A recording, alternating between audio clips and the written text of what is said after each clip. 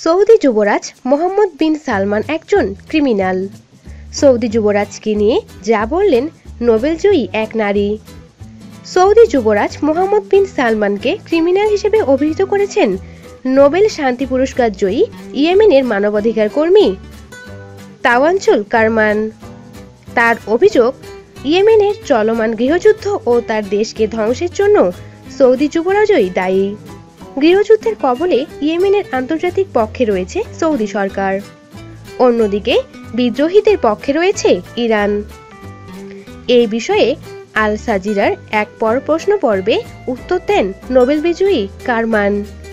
এক প্রশ্নের জবাবে তিনি বলেন, তিনি বিশ্বাস করেন যুবরাজ সালমান একজন অপরাধী। কারমান বলেন, আমি যুবরাজ সালমান থেকে কিছু জানতে চাইনি। আমার দেশকে ধ্বংস করে দিয়েছেন তিনি, কারণ তারা আমার দেশে যা করছে তা যুদ্ধ অপরাধ, তার শাস্তি হওয়া উচিত। বিভিন্ন সূত্রে জানা যায়, ইয়েমেনের যুদ্ধে 60,000-এরও বেশি নাগরিক নিহত হয়েছে।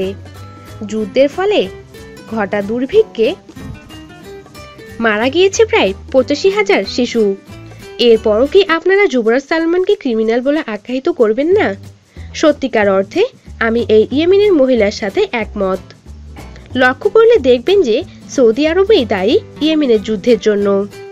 সৌদি আরবে এই যুদ্ধ চলার পেছনে সালমানের অনুমতি আছে, এই জন্য তাকে ক্রিমিনাল বলাই যেতে পারে।